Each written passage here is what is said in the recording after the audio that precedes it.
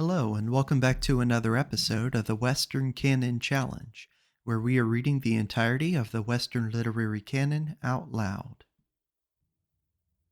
Today we are beginning to read Beyond Good and Evil, which is one of the works of the four recommended for Friedrich Nietzsche on Harold Bloom's list of the Western canon. And the others are The Birth of Tragedy, The Will to Power, and On the Genealogy of Morals. But the first one I'm going to be reading is Beyond Good and Evil. And without further ado, I will go ahead and start by reading the preface. Preface. Supposing that truth is a woman, what then? Is there not ground for suspecting that all philosophers, insofar as they have been dogmatists, have failed to understand women, that the terrible seriousness and clumsy importunity with which they have usually paid their addresses to truth have been unskilled and unseemly methods for winning a woman? Certainly she has never allowed herself to be won, and at present every kind of dogma stands with sad and discouraged mien, if indeed it stands at all. For there are scoffers who maintain that it has fallen, that all dogma lies on the ground, nay more, that it is at its last gasp.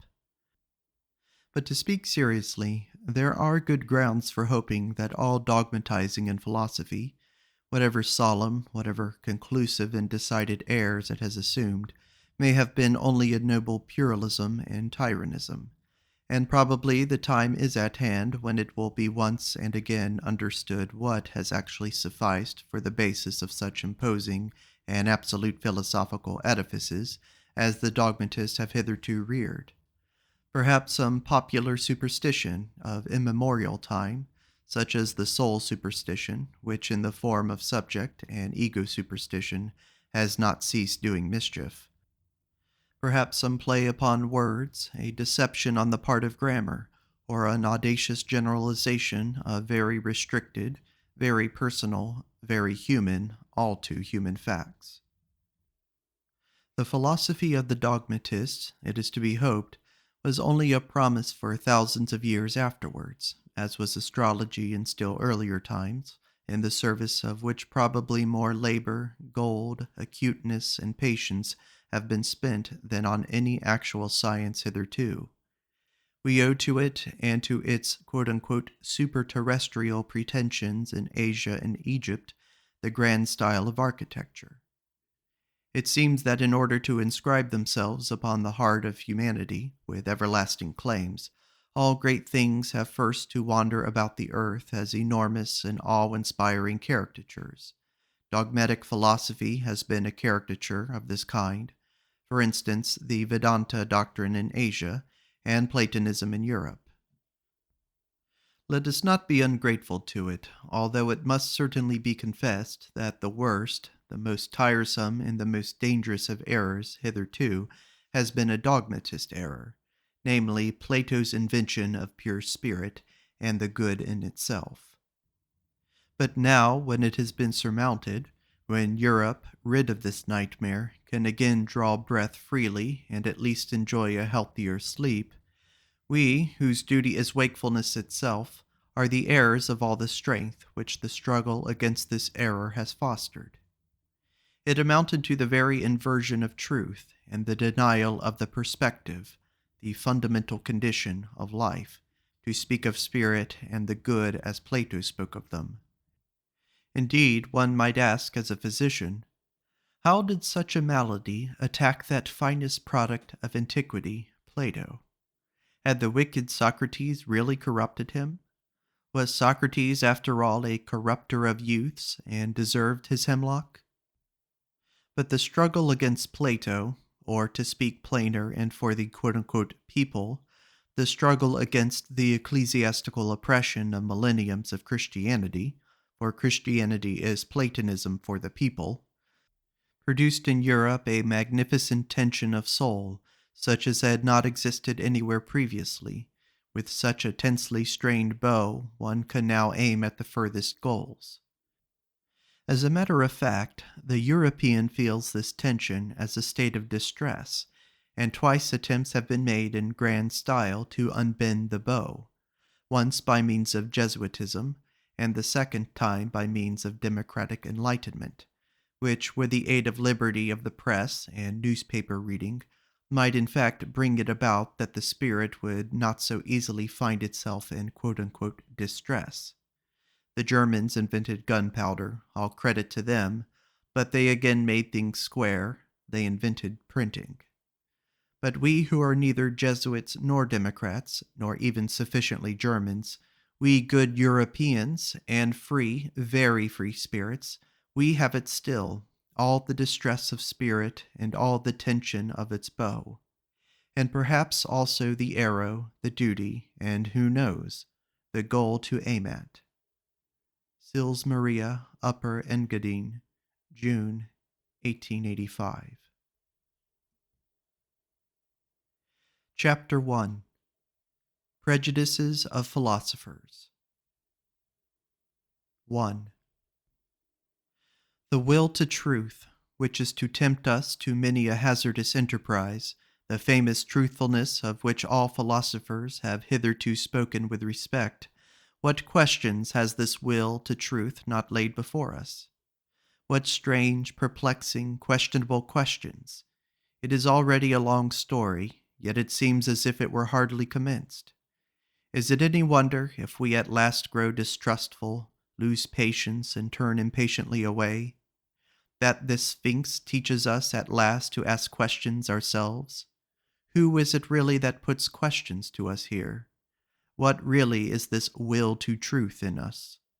In fact, we made a long halt at the question as to the origin of this will, until at least we came to an absolute standstill before yet a more fundamental question. We inquired about the value of this will. Granted that we want the truth, why not rather untruth, and uncertainty, even ignorance?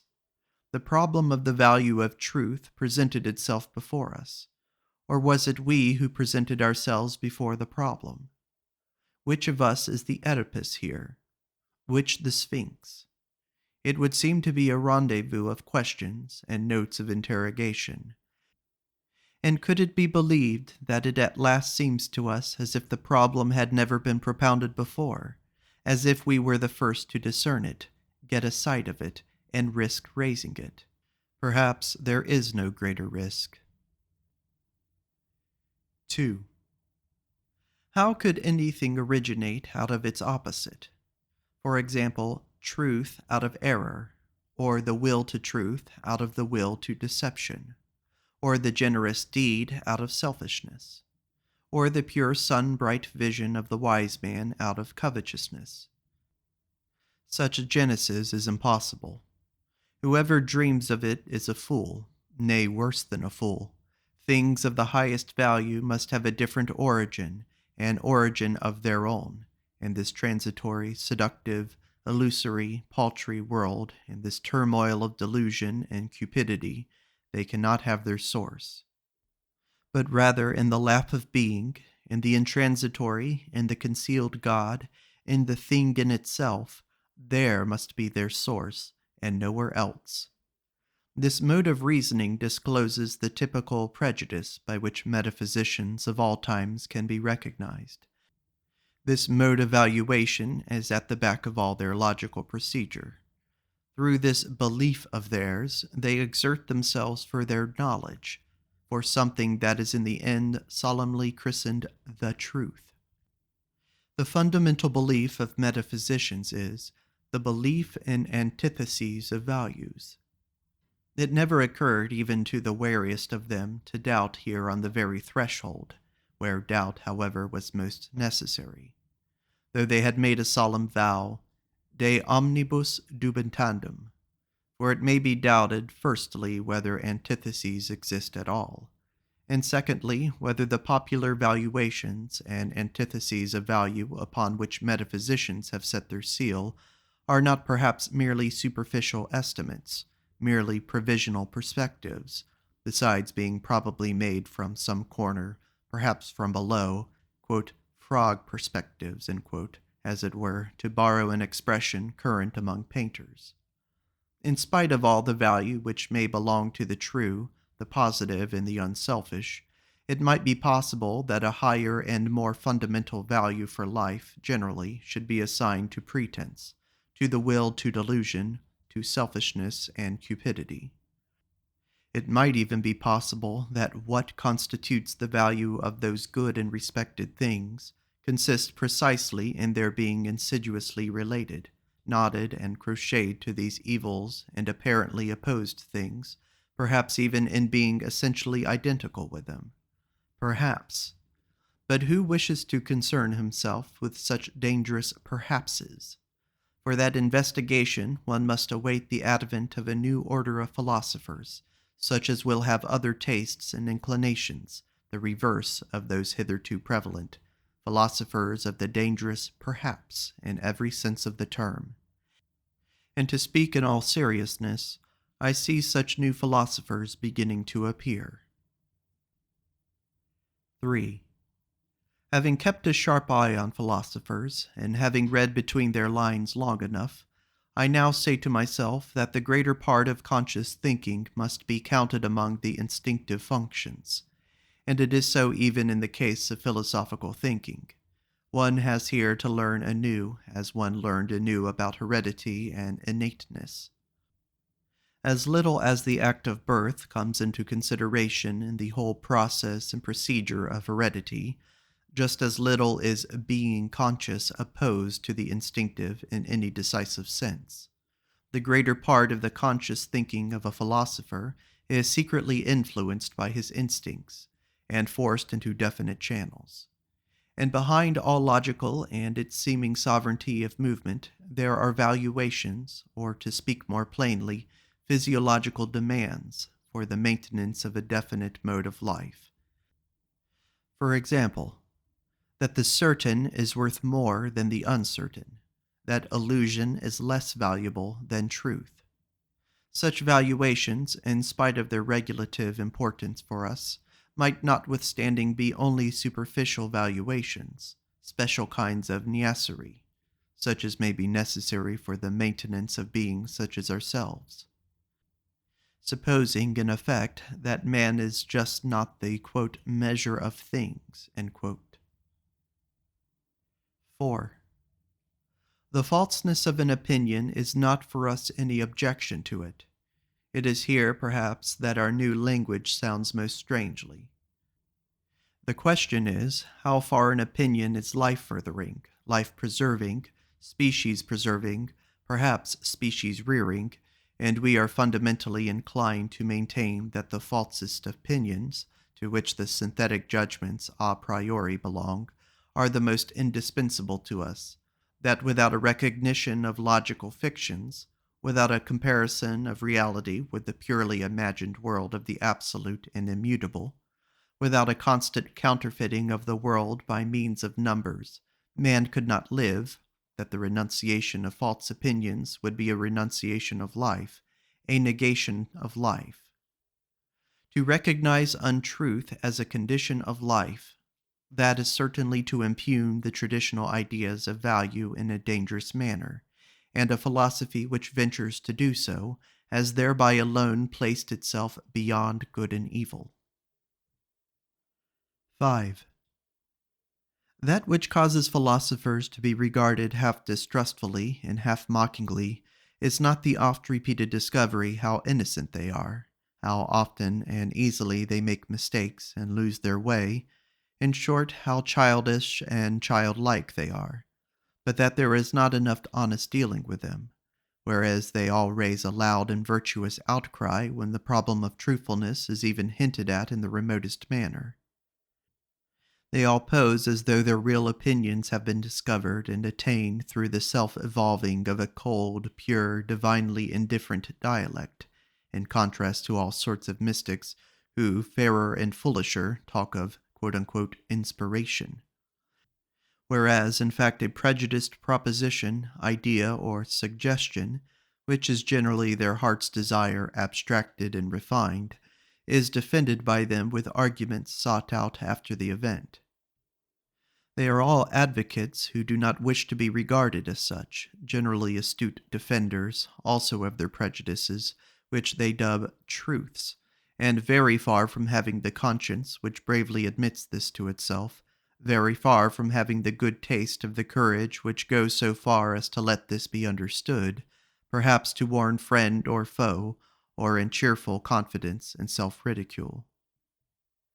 The spectacle of the Tartuffery of old Kant, equally stiff and decent, with which he entices us into the dialectic byways that lead, more correctly mislead, to his categorical imperative, makes us fastidious ones smile, we who find no small amusement in spying out the subtle tricks of old moralists and ethical preachers. Or still more so, the hocus-pocus and mathematical form, by means of which Spinoza has, as it were, clad his philosophy in mail and mask, in fact, the love of his wisdom, to translate the term fairly and squarely, in order thereby to strike terror at once into the heart of the assailant, who should dare to cast a glance on that invincible maiden, that Pallas Athene. How much of personal timidity and vulnerability does this masquerade of a sickly recluse betray? 6. It has gradually become clear to me what every great philosophy up till now has consisted of, namely the confession of its originator and a species of involuntary and unconscious autobiography, and moreover that the moral or immoral purpose in every philosophy has constituted the true vital germ out of which the entire plant has always grown. Indeed, to understand how the abstrusest metaphysical assertions of a philosopher have been arrived at, it is always well and wise to first ask oneself, what morality do they or does he aim at? Accordingly, I do not believe that an impulse to knowledge is the father of philosophy, but that another impulse, here as everywhere, has only made use of knowledge, and mistaken knowledge as an instrument. But whoever considers the fundamental impulses of man with a view to determining how far they may have here acted as inspiring genii or as demons and kobolds, will find that they have all practiced philosophy at one time or another, and that each one of them would have been only too glad to look upon itself as the ultimate end of existence and the legitimate lord over all the other impulses. For every impulse is imperious, and as such attempts to philosophize. To be sure, in the case of scholars, in the case of really scientific men, it may be otherwise, better, if you will. There may really be such a thing as an impulse to knowledge, some kind of small, independent clockwork, which, when well wound up, works always industriously to that end, without the rest of the scholarly impulses taking any material part therein. The actual interests of the scholar, therefore, are generally in quite another direction, in the family, perhaps, or in money-making, or in politics. It is, in fact, almost indifferent at what point of research his little machine is placed, and whether the hopeful young worker becomes a good philologist, a mushroom specialist, or a chemist. He is not characterized by becoming this or that. In the philosopher, on the contrary, there is absolutely nothing impersonal, and above all his morality furnishes a decided and decisive testimony as to who he is. That is to say, in what order the deepest impulses of his nature stand to each other. 7. How malicious philosophers can be.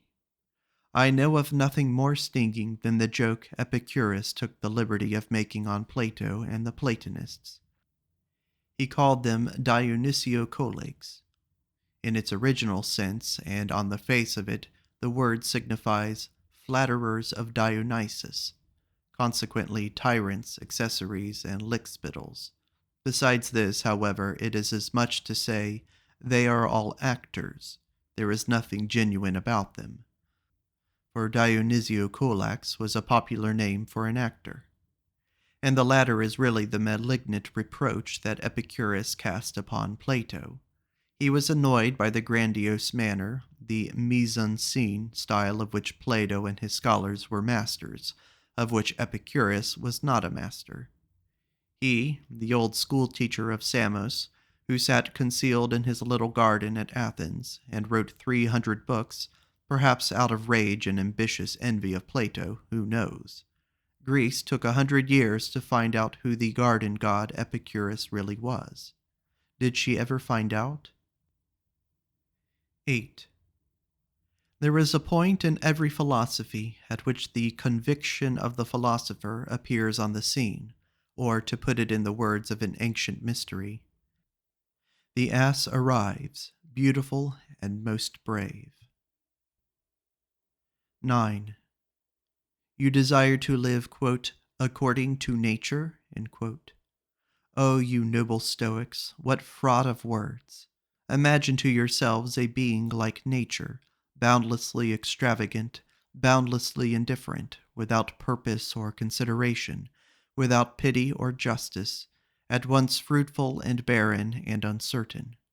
Imagine to yourselves indifference as a power. How could you live in accordance with such indifference? To live, is not that just endeavoring to be otherwise than this nature? Is not living valuing, preferring, being unjust, being limited, endeavoring to be different? And granted that your imperative, living according to nature, means actually the same as living according to life, how could you do differently? Why should you make a principle out of what you yourselves are and must be? In reality, however, it is quite otherwise with you. While you pretend to read with rapture the canon of your law and nature, you want something quite the contrary, you extraordinary stage players and self-deluders. In your pride, you wish to dictate your morals and ideals to nature herself, and to incorporate them therein. You insist that it shall be nature, quote, according to the Stoa, end quote, and would like everything to be made after your own image, as a vast eternal glorification and generalism of Stoicism. With all your love for truth, you have forced yourselves so long, so persistently, and with such hypnotic rigidity, to see nature falsely, that is to say, stoically, that you are no longer able to see it otherwise, and to crown all, some unfathomable superciliousness gives you the bedlamite hope that because you are able to tyrannize over yourselves, Stoicism is self-tyranny, nature will also allow herself to be tyrannized over. Is not the Stoic a part of nature? But this is an old and everlasting story. What happened in old times with the Stoics still happens today, as soon as ever a philosophy begins to believe in itself. It always creates the world in its own image. It cannot do otherwise. Philosophy is this tyrannical impulse itself, the most spiritual will to power, the will to creation of the world, the will to the causa prima. 10. The eagerness and subtlety, I should even say craftiness, with which the problem of, quote, the real and the apparent world, end quote, is dealt with at present throughout Europe, furnishes food for thought and attention, and he who only hears a will to truth in the background, and nothing else, cannot certainly boast of the sharpest ears. In rare and isolated cases, it may really have happened that such a will to truth, a certain extravagant and adventurous pluck, a metaphysician's ambition of the forlorn hope, has participated therein, that which in the end always prefers a handful of certainty to a whole cartload of beautiful possibilities. There may even be puritanical fanatics of conscience, who prefer to put their last trust in a sure nothing, rather than an uncertain something. But that is nihilism, and the sign of a despairing, mortally wearied soul, notwithstanding the courageous bearing such a virtue may display. It seems, however, to be otherwise with stronger and livelier thinkers who are still eager for life. In that they side against appearance and speak superciliously of perspective, in that they rank the credibility of their own bodies about as low as the credibility of the ocular evidence that, quote, the earth stands still, end quote, and thus apparently allowing the complacency of their securest possession to escape. For what does one at present believe in more firmly than in one's body? Who knows if they are not really trying to win back something which was formerly an even securer possession, something of the old domain of the faith of former times, perhaps the immortal soul, perhaps the old God, in short, ideas by which they could live better, that is to say, more vigorously and more joyously than by modern ideas. There is distrust of these modern ideas and this mode of looking at things, a disbelief in all that has been constructed yesterday and today. There is perhaps some slight admixture of satiety and scorn, which can no longer endure the bric-a-brac of ideas of the most varied origin, such as so-called positivism at present throws on the market. A disgust of the more refined taste at the village fair mottliness and patchiness of all these reality philosophisters, in whom there is nothing either new or true, except this mottliness. Therein it seems to me that we should agree with those skeptical anti-realists and knowledge microscopists of the present day. Their instinct, which repels them from modern reality, is unrefuted.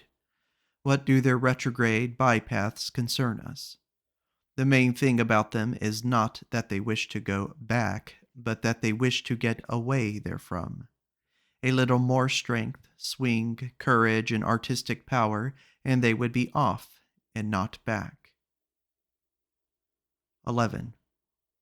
It seems to me that there is everywhere an attempt at present to divert attention from the actual influence which Kant exercised on German philosophy, and especially to ignore prudently the value which he set upon himself. Kant was first and foremost proud of his table of categories. With it in his hand, he said, "This is the most difficult thing that could ever be undertaken on behalf of metaphysics." Let us only understand this could be. He was proud of having discovered a new faculty in man, the faculty of synthetic judgment, a priori. Granting that he deceived himself in this matter, the development and rapid flourishing of German philosophy depended nevertheless on his pride and on the eager rivalry of the younger generation to discover, if possible, something, at all events new faculties, of which still to be prouder. But let us reflect for a moment. It is high time to do so. How are synthetic judgments a priori possible? Kant asks himself. And what is really his answer? By means of a means faculty. But unfortunately not in 5 words, but so circumstantially, imposingly, and with such display of German profundity and verbal flourishes, that one altogether loses sight of the comical niaiserie allemande involved in such an answer. People were beside themselves with delight over this new faculty, and the jubilation reached its climax when Kant further discovered a moral faculty in man, for at that time Germans were still moral, not yet dabbling in the politics of hard fact. Then came the honeymoon of German philosophy. All the young theologians of the Tübingen institution went immediately into the groves, all seeking for faculties. And what did they not find in that innocent, rich, and still youthful period of the German spirit to which Romanticism, the malicious fairy, piped and sang, when one could not yet distinguish between finding and inventing? Above all, a faculty for the transcendental. Schelling christened it intellectual intuition, and thereby gratified the most earnest longings of the naturally pious-inclined Germans. One can do no greater wrong to the whole of this exuberant and eccentric movement, which was really youthfulness, notwithstanding that it disguised itself so boldly in hoary and senile conceptions, than to take it seriously or even treat it with moral indignation. Enough, however. The world grew older, and the dream vanished. A time came when people rubbed their foreheads, and they still rub them today. People had been dreaming, and first and foremost, old Kant. By means of a means faculty, he had said, or at least meant to say. But is that an answer? An explanation? Or is it not rather merely a repetition of the question? How does opium induce sleep? By means of a means, namely the virtus dormitiva, replies the doctor in Moliere, because it has the sleeping virtue, whose nature makes the senses sleep. But such replies belong to the realm of comedy, and it is high time to replace the Kantian question, how are synthetic judgments a priori possible, by another question, why is belief in such judgments necessary? In effect, it is high time that we should understand that such judgments must be believed to be true, for the sake of the preservation of creatures like ourselves, though they still might naturally be false judgments. Or more plainly spoken, and roughly and readily, synthetic judgments a priori should not be possible at all. We have no right to them. In our mouths they are nothing but false judgments. Only, of course, the belief in their truth is necessary, as plausible belief in ocular evidence belonging to the perspective view of life. And finally, to call to mind the enormous influence which quote-unquote German philosophy, I hope you understand its right to inverted commas, goose feet, has exercised throughout the whole of Europe. There is no doubt that a certain virtus dormitiva had a share in it.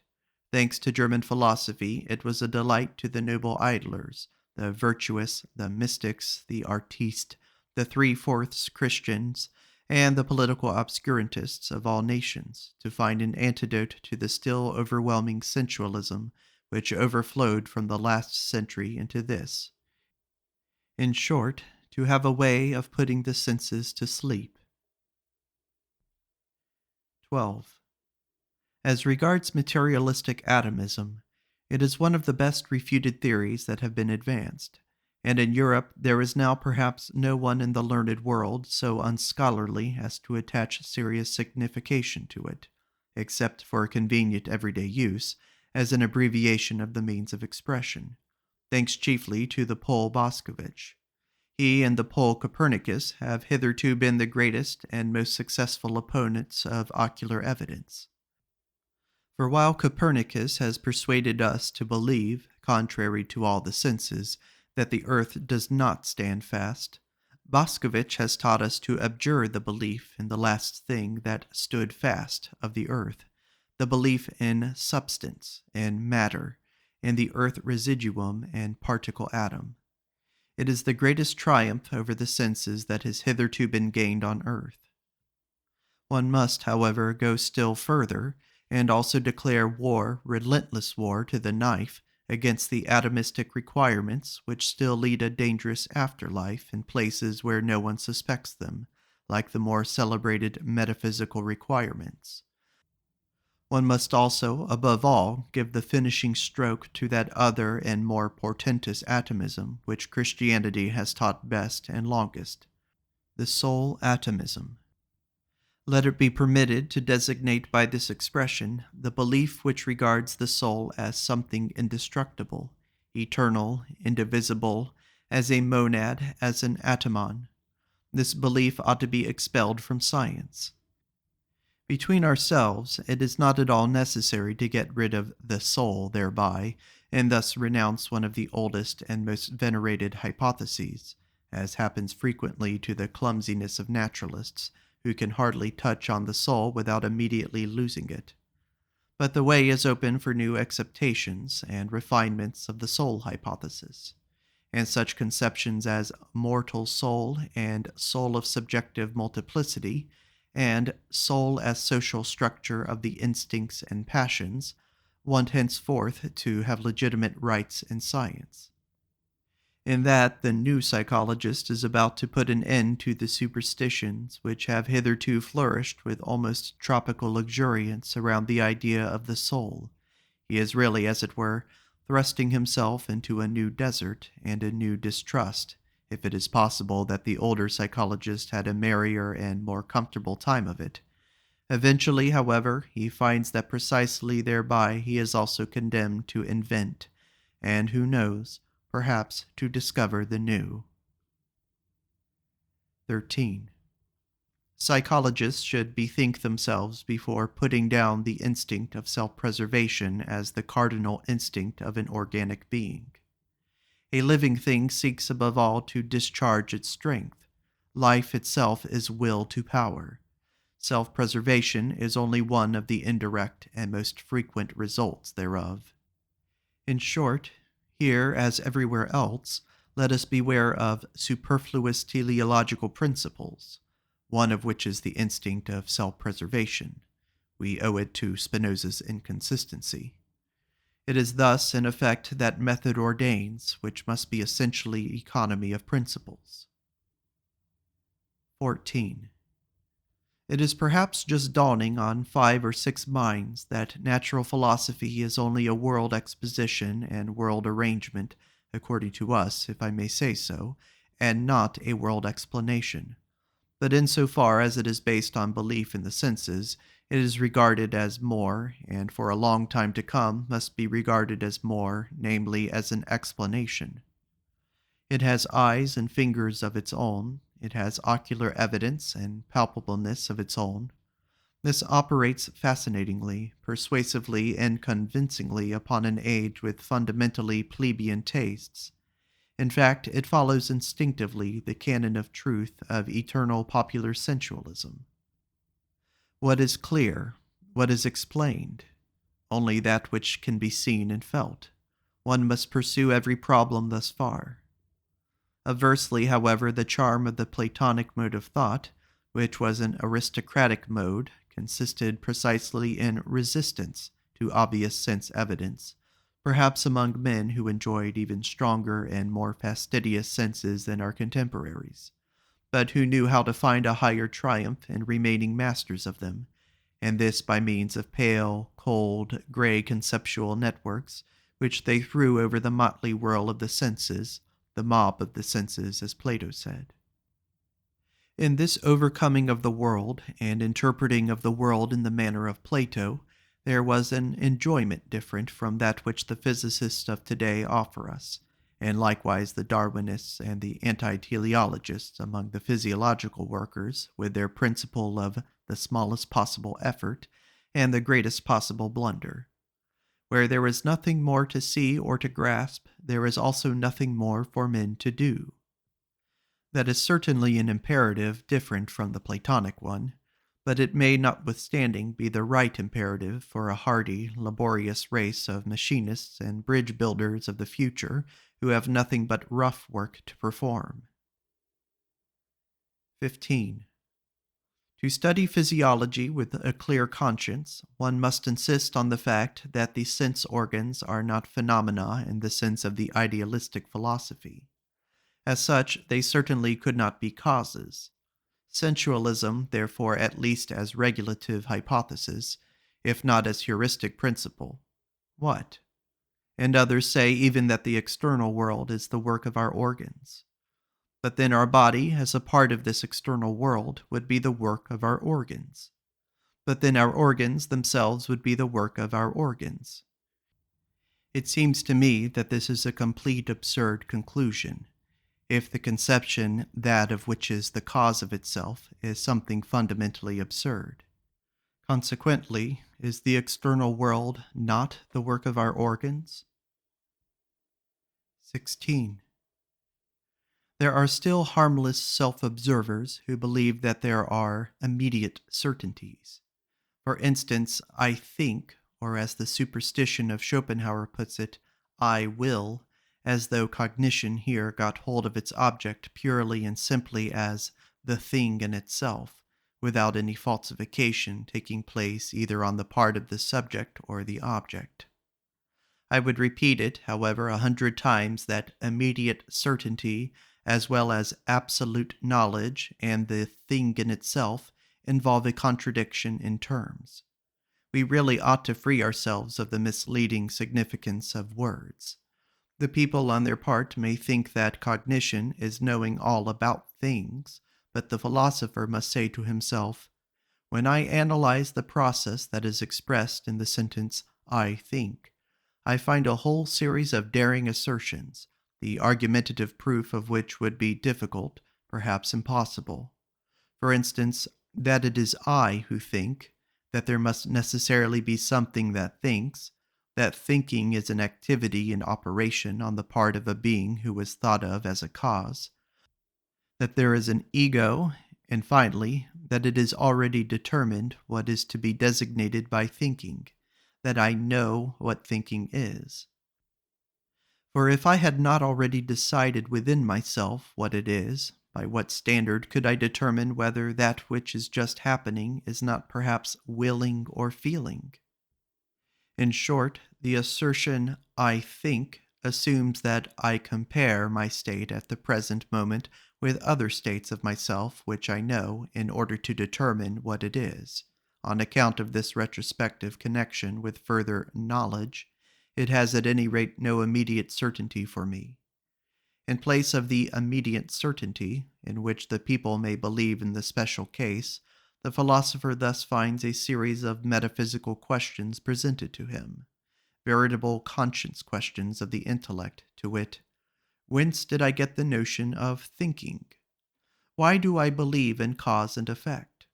What gives me the right to speak of an ego, and even of an ego as cause, and finally of an ego as cause of thought? He who ventures to answer these metaphysical questions, at once by an appeal to a sort of intuitive perception, like the person who says, "I think and know that this, at least, is true, actual, and certain," will encounter a smile and two notes of interrogation in a philosopher nowadays. "Sir," the philosopher will perhaps give him to understand, "it is improbable that you are not mistaken, but why should it be the truth?" 17. With regard to the superstitions of logicians, I shall never tire of emphasizing a small, terse fact which is unwillingly recognized by these credulous minds, namely, that a thought comes when it wishes, and not when I wish, so that it is a perversion of the facts of the case to say that the subject I is the condition of the predicate think. One thinks, but that this one is precisely the famous old ego is, to put it mildly, only a supposition, an assertion, and assuredly not an immediate certainty. After all, one has even gone too far with this one thinks. Even the one contains an interpretation of the process, and does not belong to the process itself. One infers here according to the usual grammatical formula. To think is an activity. Every activity requires an agency that is active.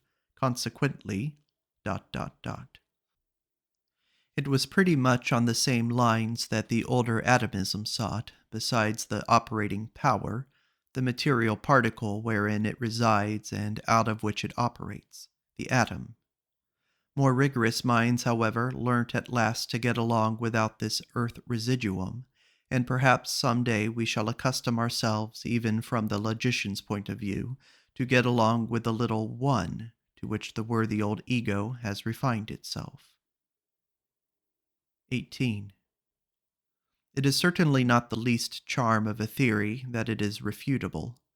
It is precisely thereby that it attracts the more subtle minds. It seems that the 100 times refuted theory of the free will owes its persistence to this charm alone. Some one is always appearing who feels himself strong enough to refute it. 19. Philosophers are accustomed to speak of the will as though it were the best known thing in the world. Indeed, Schopenhauer has given us to understand that the will alone is really known to us, absolutely and completely known, without deduction or addition.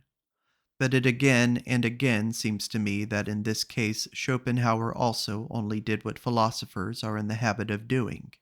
He seems to have adopted a popular prejudice and exaggerated it.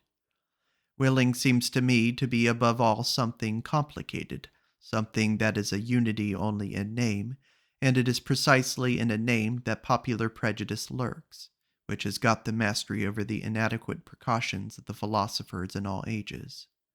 So let us for once be more cautious, let us be unphilosophical, Let us say that in all willing there is first a plurality of sensations, namely, the sensation of the condition away from which we go, the sensation of the condition towards which we go, the sensation of this from and towards itself, and then besides an accompanying muscular sensation, which even without our putting in motion arms and legs, commences its action by force of habit, directly we will anything.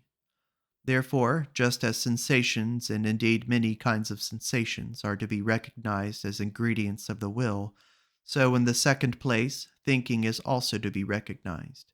In every act of the will, there is a ruling thought. And let us not imagine it possible to sever this thought from the willing, as if the will would then remain over. In the third place, the will is not only a complex of sensation and thinking, but it is above all an emotion, and in fact the emotion of the command. That which is termed freedom of the will is essentially the emotion of supremacy in respect to him who must obey. I am free, he must obey. This consciousness is inherent in every will, and equally so the straining of the attention, the straight look which fixes itself exclusively on one thing, the unconditional judgment that this and nothing else is necessary now, the inward certainty that obedience will be rendered, and whatever else pertains to the position of the commander. A man who wills commands something within himself which renders obedience, or which he believes renders obedience. But now let us notice what is the strangest thing about the will, this affair so extremely complex, for which the people have only one name.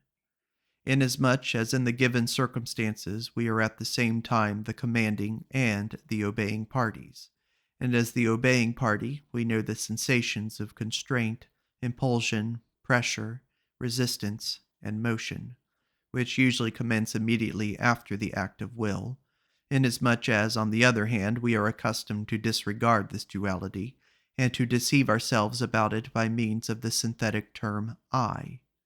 A whole series of erroneous conclusions and consequently of false judgments about the will itself has become attached to the act of willing, to such a degree that he who wills believes firmly that willing suffices for action. Since in the majority of cases there has only been exercise of will when the effect of the command, consequently obedience and therefore action, was to be expected, the appearance has translated itself into the sentiment, as if there were a necessity of effect. In a word, he who wills believes with a fair amount of certainty that will and action are somehow one. He ascribes the success, the carrying out of the willing, to the will itself, and thereby enjoys an increase of the sensation of power which accompanies all success. Freedom of the will, that is the expression for the complex state of delight of the person exercising volition, who commands and at the same time identifies himself with the executor of the order, who as such enjoys also the triumph over obstacles, but thinks within himself that it was really his own will that overcame them. In this way, the person exercising volition adds the feelings of delight of his successful executive instruments, the useful underwills or undersouls. Indeed, our body is but a social structure composed of many souls, to his feelings of delight as commander. L'effect c'est moi. What happens here is what happens in every well-constructed and happy commonwealth, namely that the governing class identifies itself with the successes of the commonwealth. In all willing, it is absolutely a question of commanding and obeying, on the basis, as already said, of a social structure composed of many quote-unquote souls, on which account a philosopher should claim the right to include willing as such within the sphere of morals, regarded as the doctrine of the relations of supremacy under which the phenomenon of life manifests itself. 20. That the separate philosophical ideas are not anything optional or autonomously evolving, but grown up in connection and relation with each other, that however suddenly and arbitrarily they seem to appear in the history of thought, they nevertheless belong just as much to a system as the collective members of the fauna of a continent, is betrayed in the end by the circumstance. How unfailingly the most diverse philosophers always fill in again a definite fundamental scheme of possible philosophies. Under an invisible spell, they always revolve once more in the same orbit, however independent of each other they may feel themselves with their critical or systematic wills. Something within them leads them, something impels them in definite order, the one after the other, to wit, the innate methodology and relationship of their ideas. Their thinking is, in fact, far less a discovery than a re-recognizing, a remembering, a return and a homecoming to a far-off, ancient common household of the soul, out of which those ideas formerly grew. Philosophizing is so far a kind of atavism of the highest order. The wonderful family resemblance of all Indian, Greek, and German philosophizing is easily enough explained. In fact, where there is affinity of language, owing to the common philosophy of grammar, I mean owing to the unconscious domination and guidance of similar grammatical functions, it cannot but be that everything is prepared at the outset for a similar development and succession of philosophical systems, just as the way seems barred against certain other possibilities of world interpretation. It is highly probable that philosophers within the domain of the Ural-Altaic languages, where the conception of the subject is least developed, look otherwise into the world, and will be found on paths of thought different from those of the Indo-Germans and Muslims. The spell of certain grammatical functions is ultimately also the spell of physiological valuations and racial conditions. So much by the way of rejecting Locke's superficiality with regard to the origin of ideas. 21. Of that which is the cause of itself is the best self-contradiction that has yet been conceived. It is a sort of logical violation and unnaturalness.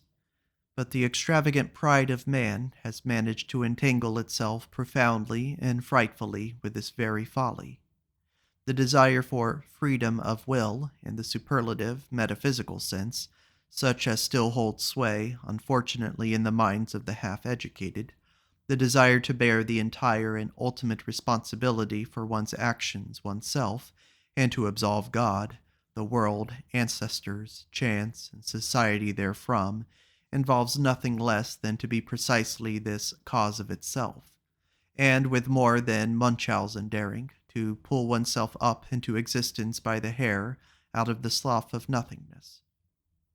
If anyone should find out in this manner the crass stupidity of the celebrated conception of free will, and put it out of his head altogether, I beg of him to carry his enlightenment a step further, and also put out of his head the contrary of his monstrous conception of free will. I mean non-free will, which is tantamount to a misuse of cause and effect. One should not wrongly materialize cause and effect, as the natural philosophers do, and whoever like them naturalize in thinking at present, according to the prevailing mechanical doltishness which makes the cause press and push until it effects its end. One should use cause and effect only as pure conceptions, that is to say, as conventional fictions for the purpose of designation and mutual understanding, not for explanation.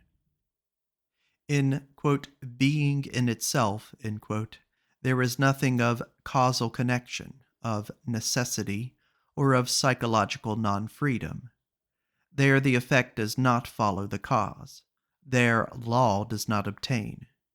It is we alone who have devised cause, sequence, reciprocity, relativity, constraint, number, law, freedom, motive, and purpose. And when we interpret and intermix this symbol world as being in itself with things, we act once more as we have always acted, mythologically. The non-free will is mythology. In real life, it is only a question of strong and weak wills. It is almost always a symptom of what is lacking in himself when a thinker in every causal connection and psychological necessity manifests something of compulsion, indigence, obsequiousness, oppression, and non freedom. It is suspicious to have such feelings. The person betrays himself.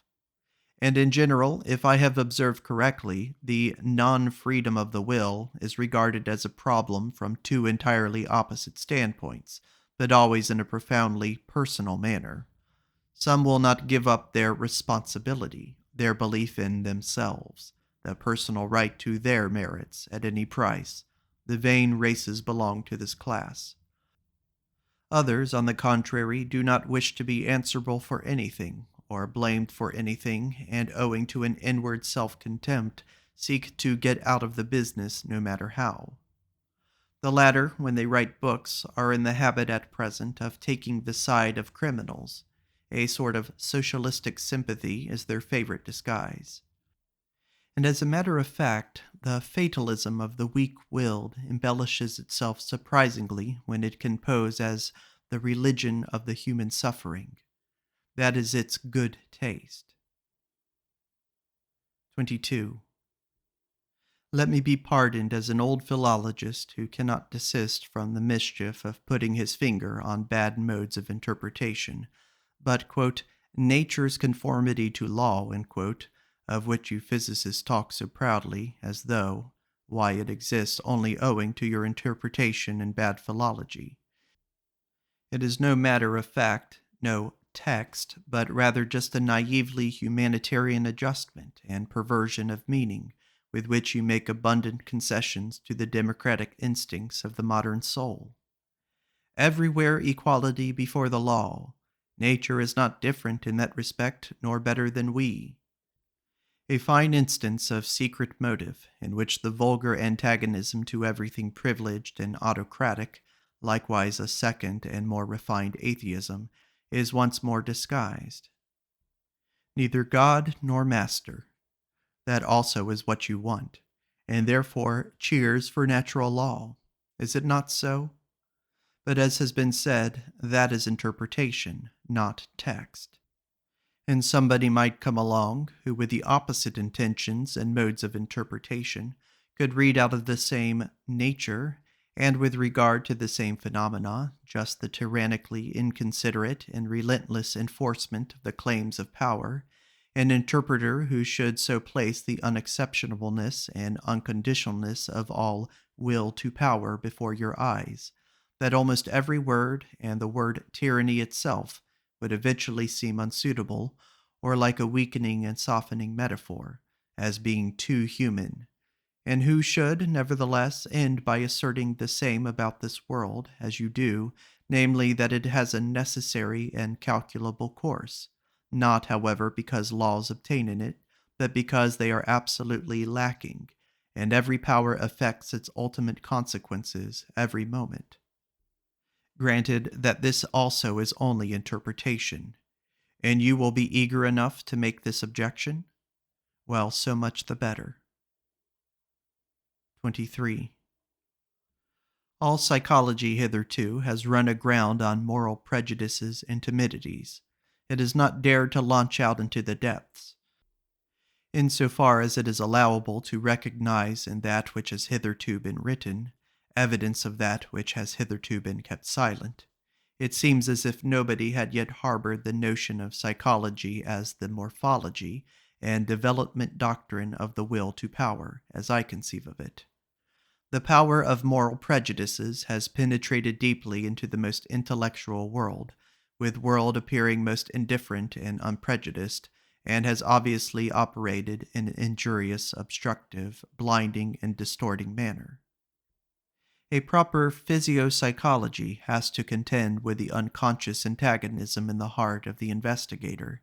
It has the heart against it even a doctrine of the reciprocal conditionalness of the good and the bad impulses, causes, as refined immortality, distress and aversion in a still strong and manly conscience, still more so, a doctrine of the derivation of all good impulses from bad ones. If, however, a person should regard even the emotions of hatred, envy, covetousness, and imperiousness as life conditioning emotions, as factors which must be present, fundamentally and essentially, in the general economy of life, which must therefore be further developed if life is to be further developed, he will suffer from such a view of things as from seasickness. And yet this hypothesis is far from being the strangest and most painful in this immense and almost new domain of dangerous knowledge, and there are in fact 100 good reasons why everyone should keep away from it who can do so. On the other hand, if one has drifted hither from one's bark, well, very good. Now let us set our teeth firmly. Let us open our eyes and keep our hand fast on the helm. We sail away right over morality. We crush out. We destroy perhaps the remains of our own morality by daring to make our voyage thither. But what do we matter? Never yet did a profounder world of insight reveal itself to daring travelers and adventurers, and the psychologist who thus makes a sacrifice, it is not the sacrificio del intelletto, on the contrary, will at least be entitled to demand in return that psychology shall once more be recognized as the queen of the sciences, for whose service and equipment the other sciences exist. For psychology is once more the path to the fundamental problems. This is the end of Chapter 1 of Beyond Good and Evil by Friedrich Nietzsche. Thank you for listening.